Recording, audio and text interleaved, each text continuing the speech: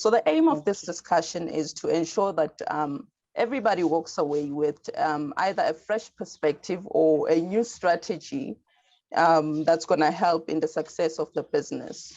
So just to share the format so you know what to expect, I'll kick off the conversation. I'll kick off the conversation by asking questions to draw out some of the roles that we should play as business owners. And then we're going to open the floor to the audience again to give you an opportunity to ask the questions that keep you up at night regarding your business. I hope that is very clear. So we're going to go ahead. We're going to start with Ms. Moipone Segooa, one of our panelists. She is the manager at the Economic Development and Tourism Department. Ms. Segooa is a dedicated leader with an enormous amount of experience in project management. She has assisted in nourishing and offering developmental support to business ideas becoming inter and international businesses. Moipone possesses a BA degree in Geography as Business Management Diploma and Master's Diploma in HR Management, to name the list, by the way. From the Department of Environment and Tourism to the Department of Economic Development, Moipone has been responsible for the developmental support of SMMEs, policy formulation and stakeholder relations for 13 years. And wow, she golfs too. Moipone, it is a pleasure to have you. You can turn on your mic in the meantime. We also have in the room a giant, Mr. Joseph Busha, the Managing Director at JM Busha Investment Group. Joseph Busha is the founder and Managing Director of JM Busha Investment Group, with subsidiary companies in Lesotho, Namibia, South Africa, Swaziland, Zambia, and Zimbabwe. Wow, give this man a hand. He is also the Chief Investment Officer responsible for managing about 5 billion rands in retirement funds. Joseph has a total of 23 years of experience in the insurance and financial services industry, dating back to 1990. That was before I was born, by the way. Covering product research, design and development, investment research and management, treasury operations and trading. Mr. Busha, what an honor. Welcome, welcome, welcome. You two can just turn on your videos. Wow, it is an honor to be in the same virtual room with you guys. Mr. Joseph Busha and Moipone Segooa, welcome to the house. How are you feeling today? Well, thank you so much, Program Director. I think it's awesome to be here, and thank you for the energy. And also, I think the introduction we got from the Minister, and thank you for the kind introduction too. Yes. Okay. So, Moipone, before we start, I just want us to keep in mind that the South African economy recorded its fourth consecutive quarter of growth, expanding by 1.2% in the second quarter. This followed a revised 1% rise in real gross domestic product in the first quarter. But despite the gains made over the last 4 quarters, the economy is still 1.4% smaller than what it was before the COVID-19 pandemic. And it is also a fact that small businesses is a vital component in the economy of South Africa and its recovery, serving as the processor through which goods, services, and livelihoods. So in your opinion, this is open to both of you. What are the roles of business communities? What roles can business communities play in rebooting the South African economy? Ms. Moipone, you can begin. Okay. Thank you, Sellinah, and good morning, everyone. And also thank you for the opportunity and the welcoming introduction and the keynote address by the Minister. I think with regards to the SMME, we know that mainly with the SMME, they have an impact, a positive impact, especially in the manufacturing sector, which in a way employs a large workforce. So it is one of the sectors that really make a mark with regards to the input and the employment and its contributions. But well, as much as we know that it has been affected by the COVID, the pandemic, but at least for now, it is becoming, it is increasing because of what they have changed in their running of the businesses. If you can check with regards to the businesses, large manufacturing companies that managed to survive, started to implement remote operational technologies as a way of reducing the spread of the virus and in order to continue with its operation. So that really helped a lot with regards to their businesses. We know that some of the companies had to cut on the employees to up to 50%, and that really had a very huge impact on that, on their businesses.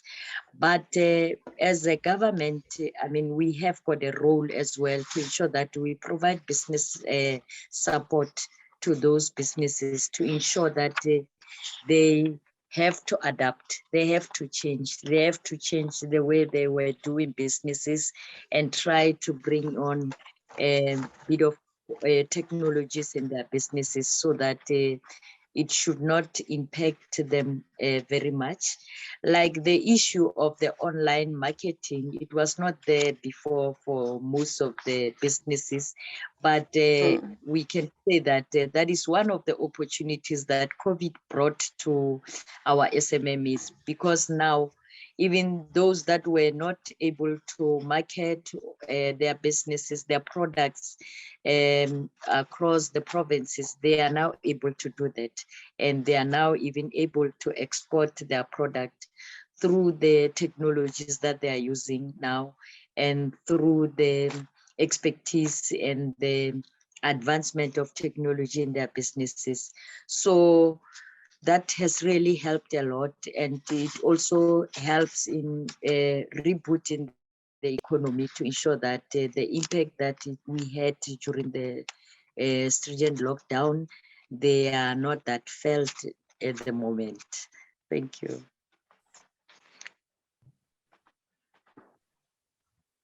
I love that, rerouting. Mr. Joseph Busha. Thank you, Program Director. So I think the Minister was quite precise in her presentations, in her arguments and what she needed to present, but also at the end she had the call to action, which is really partnership between business and government in terms of offering solutions. Without a doubt, how do we reboot this economy? And I think if we start from 2020 or the COVID-induced difficulties or challenges to business, possibly would be wrong. We have to go back to 2008, which was the financial crisis that really possibly took away some of the gains we recorded, in particular 2005 to 2006, when we had started seeing our interest rates coming down. And also, Program Director just mentioned there that we just have our fourth successive quarter growth in terms of economic growth in the country. GDP, but what does that mean? Because unemployment has increased, as you know. We are now at our highest from an official unemployment rate perspective, above 30%. So there's no link, there's no convergence in terms of what we term economic growth from an accounting economic perspective and the real growth, in the country. And the real growth really is measured by two things, right? Okay, the GDP per capita, unemployment rates, and certainly, how many jobs are being created in our country.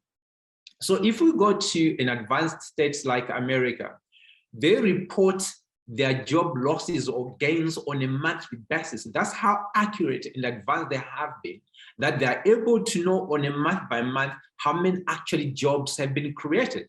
So in the industry we are in, that's one of the biggest numbers that get watched in America, on every month, to say, are there enough jobs that are being created? So for us, I think, how do we assist in rebooting the economy, from 2008, the financial crisis, to the COVID-induced financial crisis. How do we do that? The minister mentioned two things, which I'm quite happy that she was able to really capture. First, the funding challenge. Okay, she did mention that. And secondly, skills and capacity building. I guess that's when she came to the roadshows you were excited about, that she will be starting on provincial roadshows. I think she said 22nd November. They'll be going into the different provinces of SA. Now, she talked also about designing financial instruments to be able to support businesses, because as you are aware, banks, our traditional banks are not very forthcoming, and I think accommodating to small businesses, and hence government is stepping in, and we appreciate. And I think the president himself, President Ramaphosa, had mentioned that one of his primary jobs was to raise, I think it was possibly 200 billion. We had businesses pledging when he started his presidency, and I think also when he just went to the global conference on climate change and so on, the COP, he did mention, I think, 130 billion that has been kind of placed to help South Africa, navigate into the green energy economy, to find alternative ways of building energy, which is really our challenge. So if I were to summarize, how do we reboot the economy? Okay, so we can only reboot the economy if it were the energy. Right, the energy you are exhuming, my program director, but possibly not that energy. We're going to add on to the energy of electricity, because your energy you are showing now, if we could not connect, if there was no power, I could not have seen you. I could not have seen the energy you displaying, and the same, obviously, the minister also have positivity. So we need to make sure that ESCOM does deliver the energy. Okay, and this is an opportunity, because we're getting again, after 2008, when we had some of our West load shedding kind of programs, we embarking on another one. So what's the role of small businesses in terms of getting involved in private energy production, and to what level? How do we get involved to be able to save energy, to make sure that there's more energy on the grid? Because without energy, our industries will never be powered. Our factories can't be powered. Agriculture can't be powered, because everything really just relies on energy, right? Okay, so we need to have a very good mixture of all the different forms of energy we must have. Then she also spoke about, I'm talking about Minister Abrams, Dabeni Abrams. She talked about really, the incubation and creation of digital hubs, which might allow, our young entrepreneurs, young business people to participate, in the fourth industrial revolution, because, we have been very behind, I think, here in Africa, in terms of how do we create a revolution.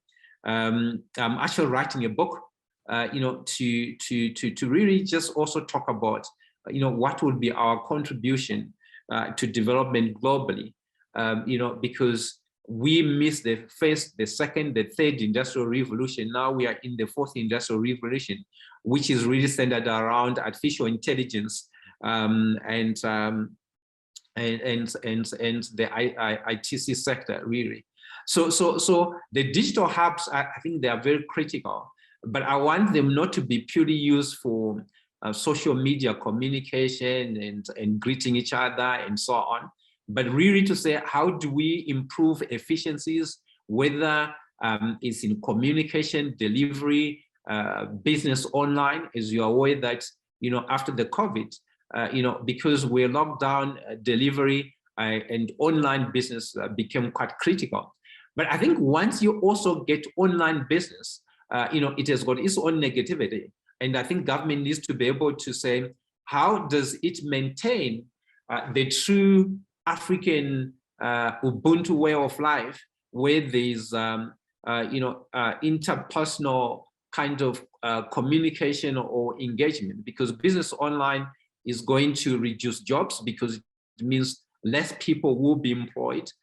There will be more technology, and hence some people might not be able to get access, to some of the life skills that's required, to be able to navigate these challenging economies. Then the last one really is on education. How do we reboot the education? Because it was also quite unequal in the sense that those who could be connected online, their education was less disrupted than a child in Zanini or Pukeng or any other remote part of South Africa where they did not have connectivity, and hence they could not continue with classes.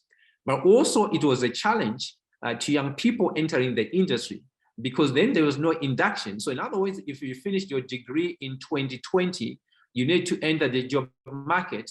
You could not go to an office and get induction, meet your workmates and other people to be able to understand, learn the culture and be taught, because everything was done remote. So to reboot really the economy, we need energy. We need to redesign, the skill sets and capacity of many businesses and offer opportunities to many businesses, because some big businesses were able to re-engineer their businesses and build ways, not to outsource, because some businesses were outsourcing their service to small businesses. But because of the COVID, when everything came to a stop, it means then they had to re-engineer and do something different, to be able to carry on business, which means they might not need small businesses anymore. So how do we basically engage that? I'm aware, program director, that the minister left, but you can tell her that in terms of designing financial instruments to support government, I'll be there to give her a hand, to help her, in terms of what solutions can be crafted by government to have a win-win situation. Because I understand what 67CO is doing, and I think it's quite great. But we need to have a very good mixture of grants, but also funding at affordable or concessional rates, where small businesses are able to pay back the money so that other businesses can also still have access to the money. Okay, thank you so much. Could you kindly just turn on your video as well, if it is possible?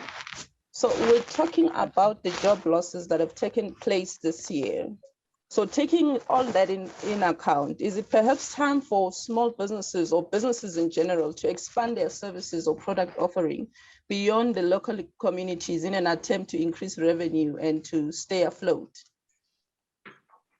Because you did speak about how businesses were supposed to cut jobs. Well, they weren't supposed to, but they had to cut the jobs. So is it time for businesses to expand their product range or service range? Yes, one would say that this is the time. And when you look at the sectors that were mainly affected, just like the tourism sector is one of the sectors that was mostly affected by the pandemic. And yes, when you check with the sector contributing less to the total GDP of Polokwane, the indirect effects of the decline has also been more devastating, as labor and capital remained unused, and the lack of demand for intermediate goods and services had a negative upstream effect into many of the sectors. And the sector experienced high levels of retrenchment. One can say in a very long time, it was not able to absorb entry level of employees.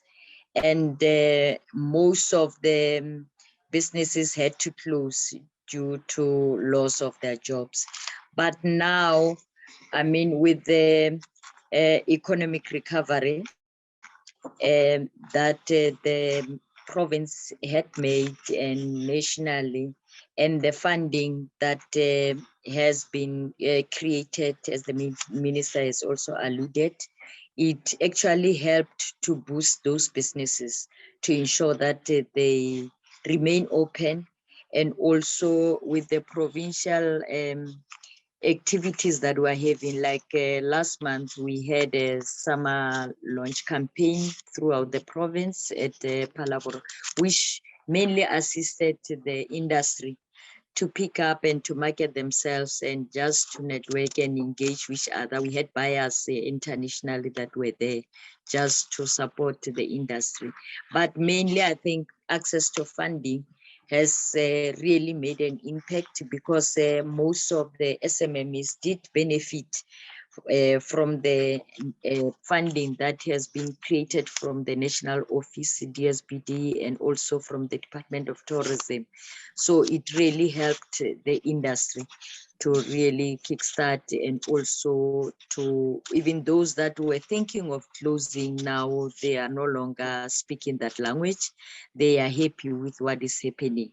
But also with regards to the impact of the lockdown, especially in the retail trading and in other industries like properties, we have a role to play as a municipality as well, to ensure that we fast track the issues of re-clearance certificates, to ensure that the transaction in the property space are taken care of, and also those approvals, all those things, the processes that were delayed, and some of them were on hold, to ensure that we really support, and also to build and repair infrastructure to provide quality services around Polokwane, in and around Polokwane, and the provinces at large, in order to attract new investment.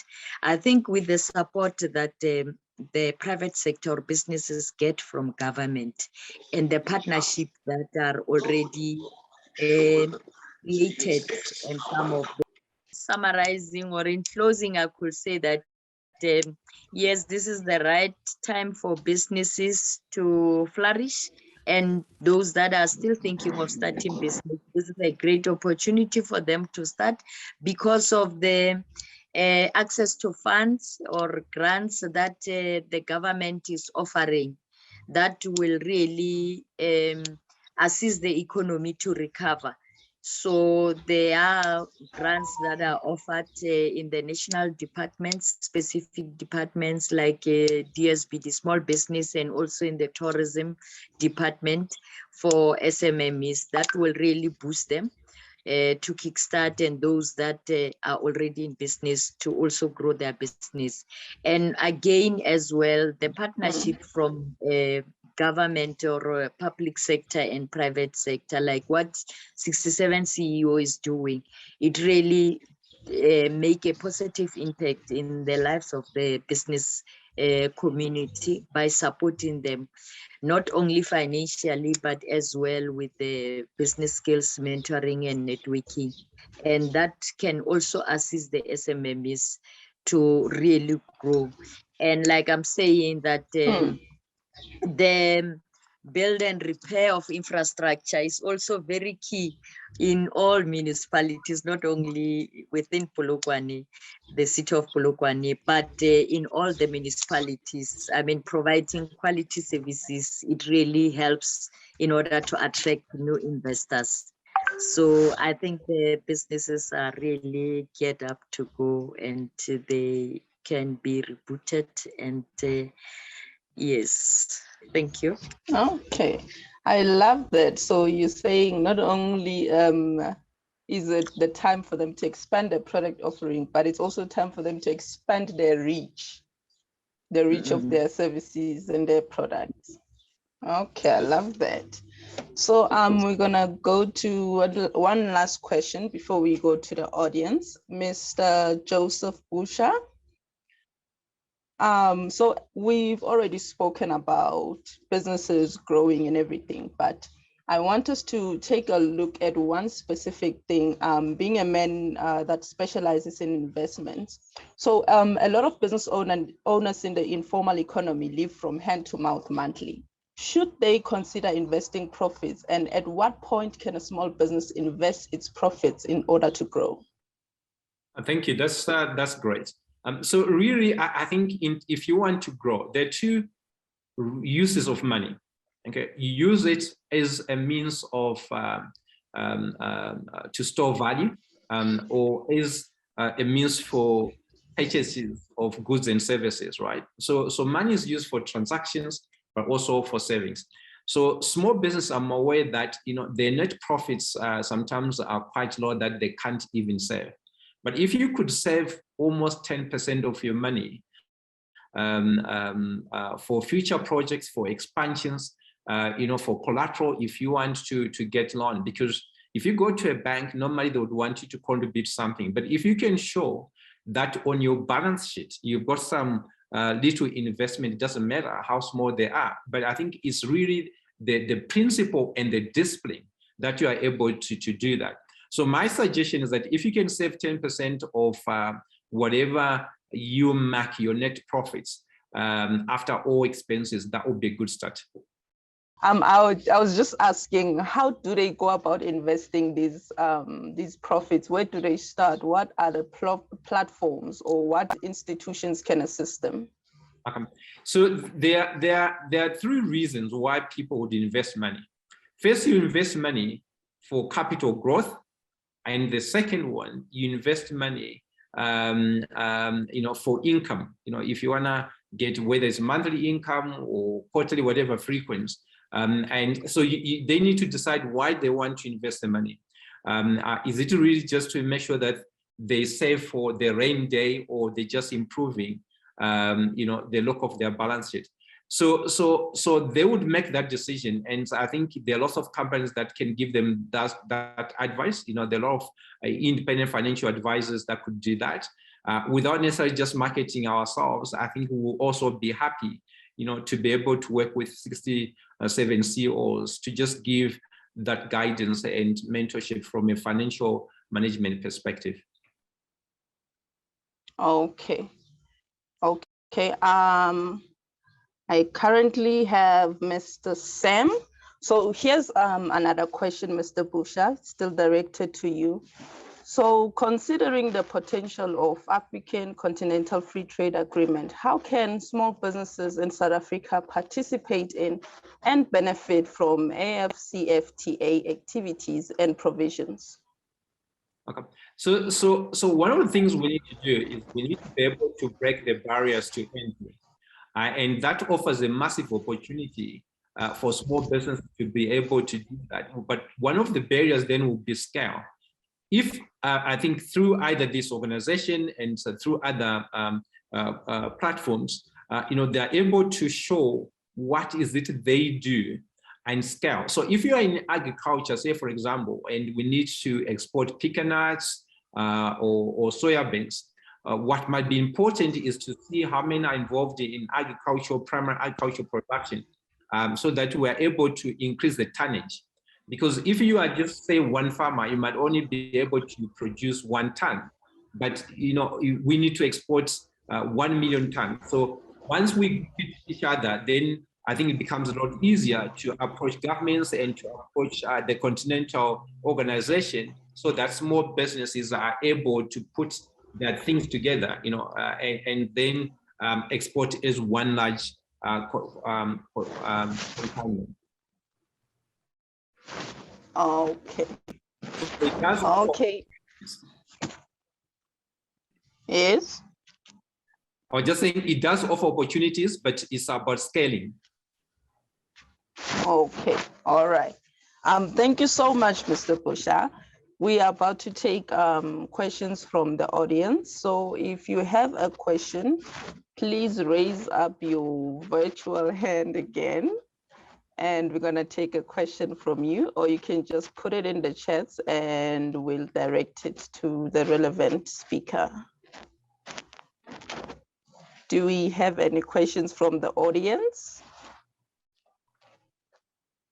Okay, we have Helen Ngaleka. Helen, you can unmute your mic and on your video.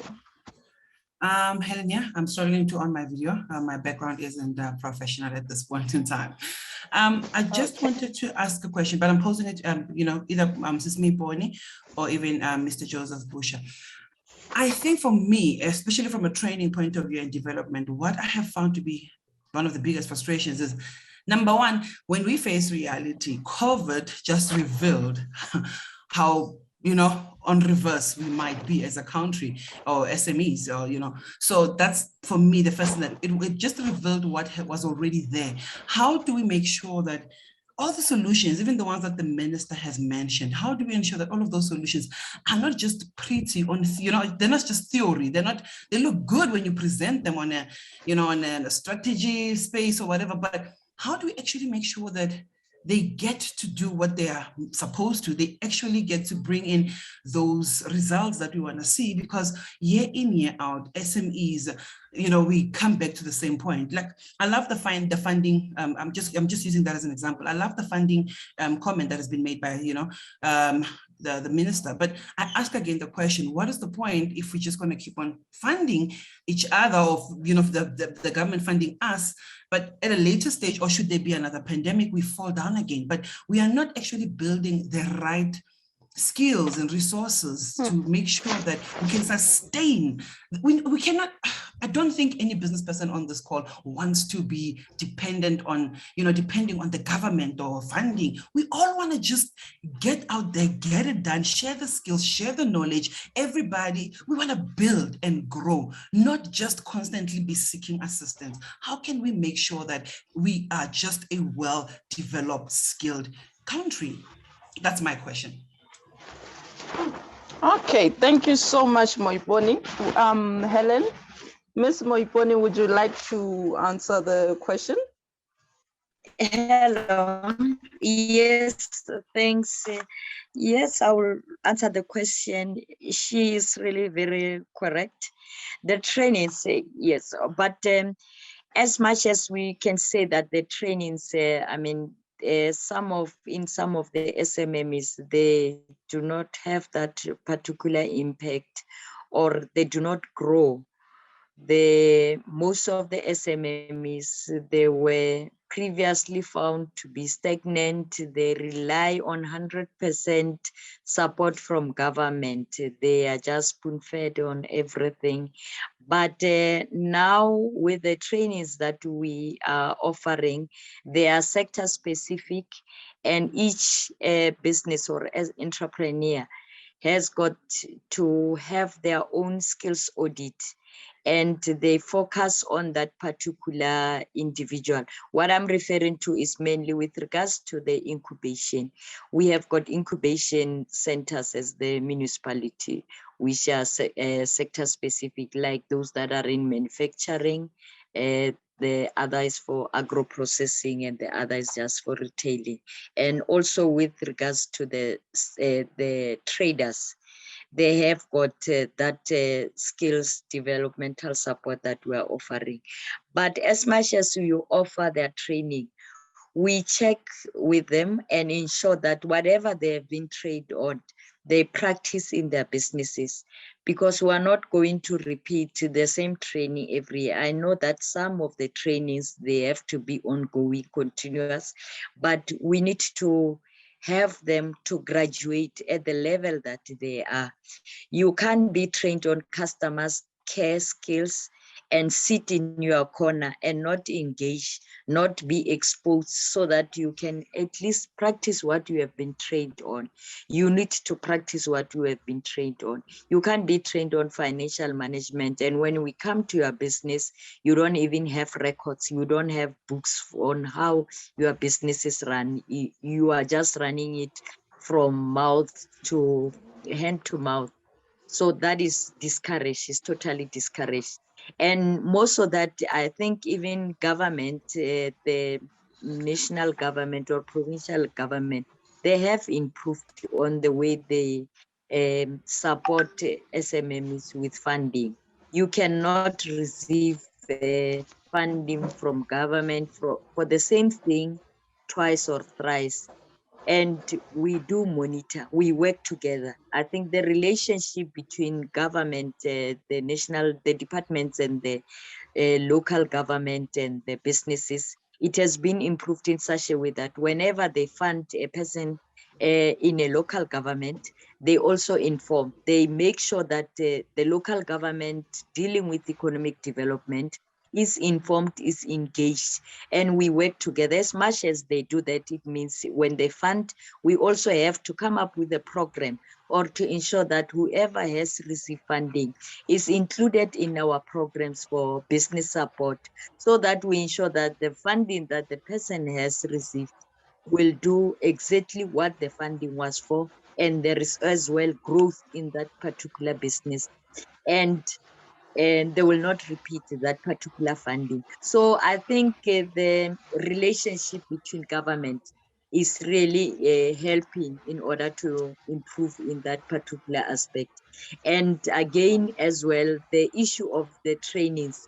In the challenge that was mainly received in most of the businesses, you find that when you go and train for that particular business skill, the training is received by the business owner, but that particular person is not running, is not on the business every day. The person markets the business, or he has appointed somebody to run the business. So you have trained the wrong person that does not even implement the training in that particular business. Those are some of the shortfalls that we're experiencing. But one can say that we have really improved with regards to supporting or capacitating small businesses in that particular line. Thank you.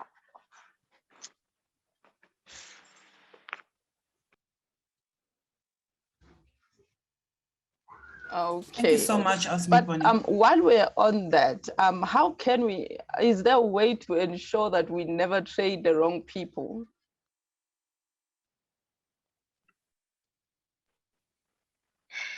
Yes, when the skills audit is done, we do it to the person that is running the business owner. Because if ever you are an entrepreneur, it means you will be running your own business. You cannot say that I'm a business owner and then you sit somewhere or you work in a government office, you are not there in the business. So that one, it means then even our services will be wrongly directed.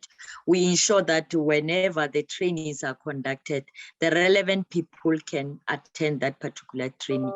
We understand that some have grown, they've got various offices or whatever, they have got managing directors in that particular business, which in that case you might find that two are trained, or they ensure that they also capacitate their employees in whatever skills they have acquired, so that at least everyone in that particular business can be able to be capacitated and do everything in according to the book. So that mainly is just to direct the business skill to the relevant people.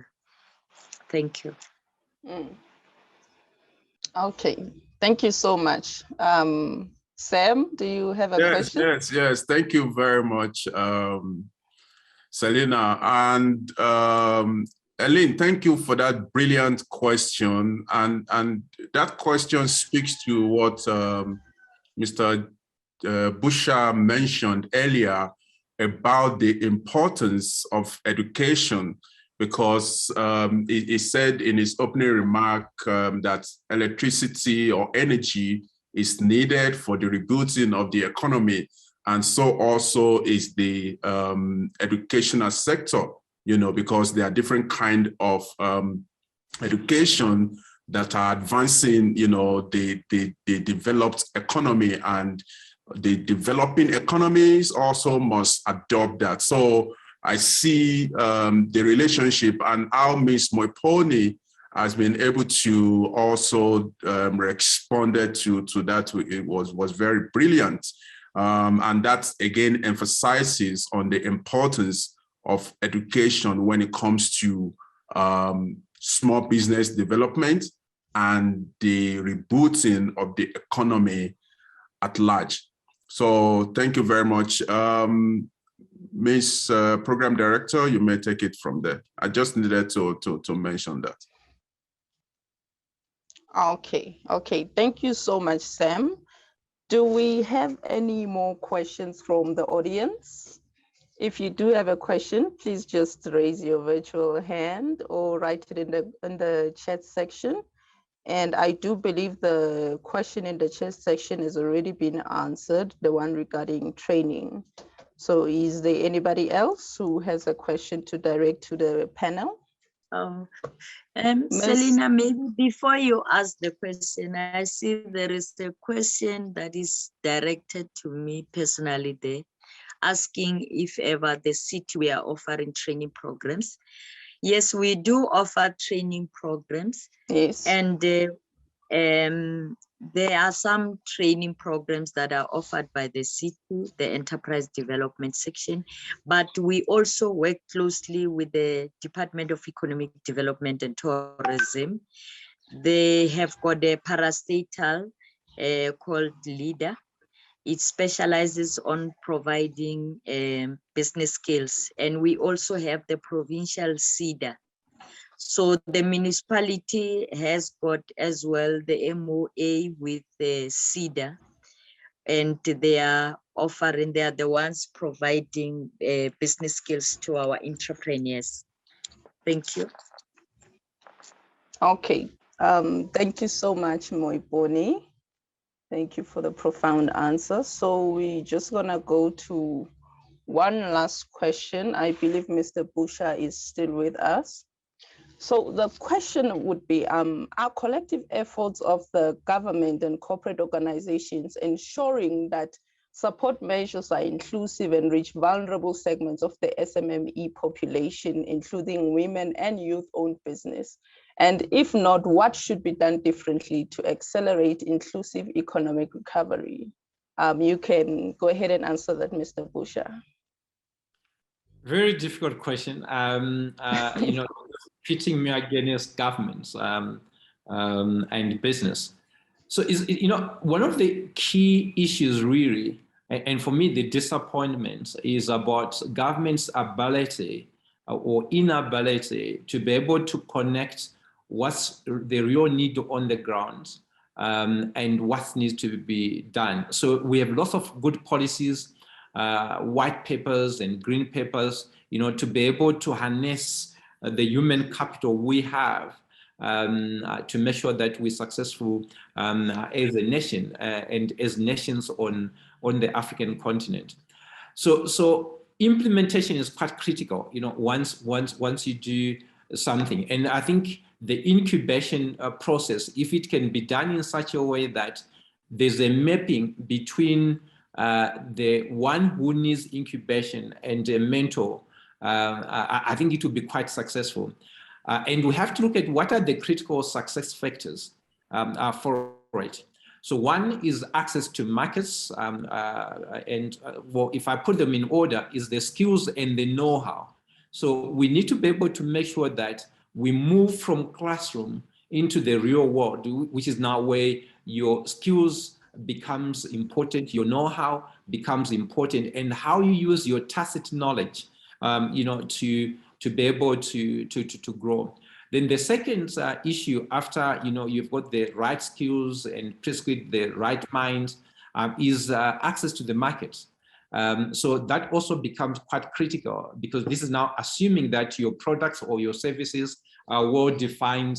They can always be improved, and they can compete, because really it's about being competitive, and the pricing as well, because when it goes to the consumer, you need to make sure that your product is palatable, you know, in terms of quality and in terms of pricing. So I think government, that's where possibly they need to come into, in particular creating of the markets, and the free trade agreement that was signed for the intercontinental trade activity. I think governments now can really play a massive role, you know, in ensuring that small businesses get access to that huge market. I would get that, and I definitely agree with you on there.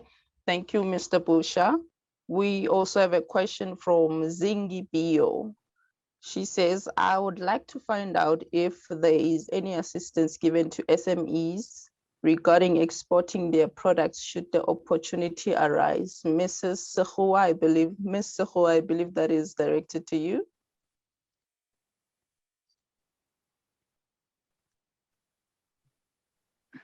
Moipone, are you there? Yeah.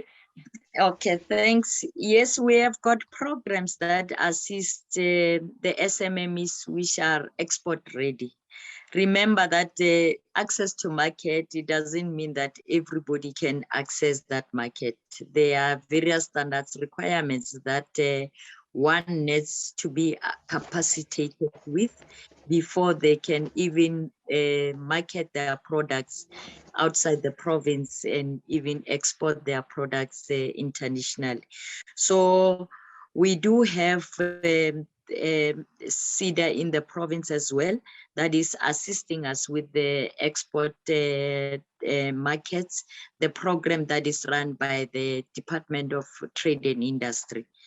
So it's the same product that we are running within the province and within the municipality through the Provincial Department of Economic Development and the parastatal within the province. So we do assist them in that line. But just to add on to that, with regards to the special focus, the programs that you asked a question on, women, youth, and the disabled, we have got a specialized unit that deals with it, and they are offered developmental support with regards to their businesses. And we also, the municipality, and we do not work alone. We work hand in hand with the provincial department and its parastatals. So with regards to the mentorship program, we work closely with NYDA.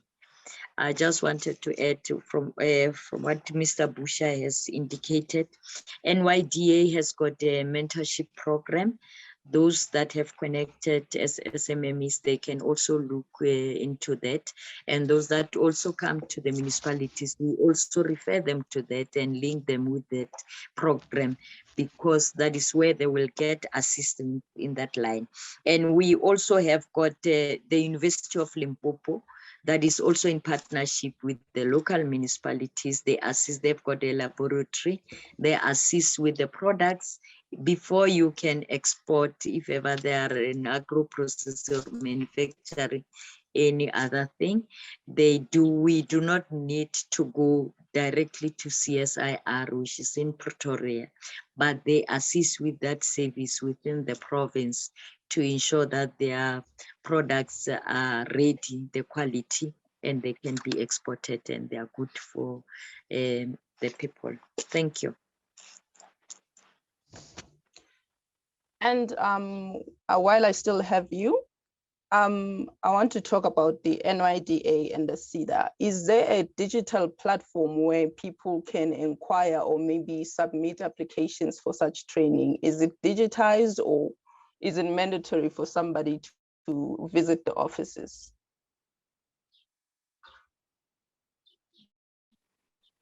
It is both. You can check their website, you'll find the information. Some prefer, they still prefer to go and have a physical contact with the officials there, but it's digitalized. Even their trainings and whatever, the programs that they run, they are mainly hybrid, just to accommodate both the visual and the physical contact. Thank you. Okay. Thank you so much to both our panelists. Thank you so much for availing yourself. It was an honor indeed to have you in the room. We thank you so much. I'm sure you had better things to do. You're very busy people, but you chose to join us in this place. So I want to just make way for Sam. I'm not sure if he has any words, but basically it's gratitude and gratitude. Thank you so much for joining us, Mr. Busha and Ms. Segooa. Yes. Sam, over to you. Thank you. Thank you so much. Thank you very much, Sellinah. Before I give a vote of thanks to the panelists, I would like to ask both of them if they have any parting shots for the entrepreneurs in the room. Mr. Busha, any parting shots? Thank you very, very much, Ms. Pada. First I want to say thank you to you as an organization. You know, I have been involved and I've been watching the steps and the growth.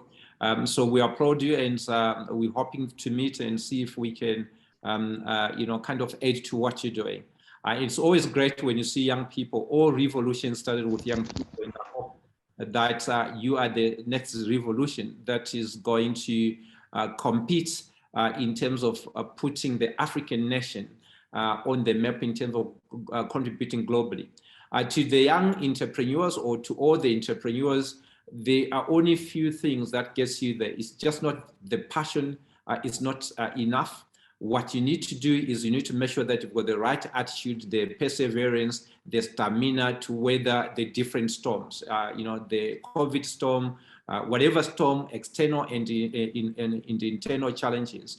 But you know, you need to keep there, and you need to keep your head down. Thank you so much. Thank you. Ms. Moipone? Thank you, Sam, and thank you for this opportunity. And I would also like to congratulate the entrepreneurs that have joined the session, and also to encourage those that are still thinking of starting their own business. I think when we look at the economy, the entrepreneurship is just the way to go. So we need as much to ensure that the spirit of entrepreneurship is inculcated in everyone, so that they can assist in creating jobs within their communities. Thank you. Thank you so much. Thank you very much, Ms. Moipone. Thank you for supporting the work that 67 CEOs Foundation is doing. You participated in our 2019 Global Entrepreneurship Week that we hosted in Centurion. And ever since then, it has been a thriving and growing collaboration and contributions. And we are indeed very, very grateful. And I must say publicly that, you know, your local economic development has indeed shown that they are interested in the development of small businesses. Because as the convener of 67 CEOs Foundation, I deal a lot with local economic development across the municipalities or the province. And I must say that your commitment and leadership, Ms. Moipone, is exceptional. And I just want to say thank you very much for indeed serving the entrepreneurial and the small business development space. Thank you so much. And Mr. Busha, thank you very much. 2018 Global Entrepreneurship Week, you were there to do a keynote speech and also to really give insights to small businesses on how to grow. And ever since then, you've been committed, you know, not just to the larger development of the economy, but also to small businesses. I can see your heart is in the development of entrepreneurs and small businesses. Thank you so much, Mr. Busha, and we wish you all the best in your business and for the rest of the year 2021. And so goes to Ms. Moipone. Thank you so much. And our greetings to your team. Thank you.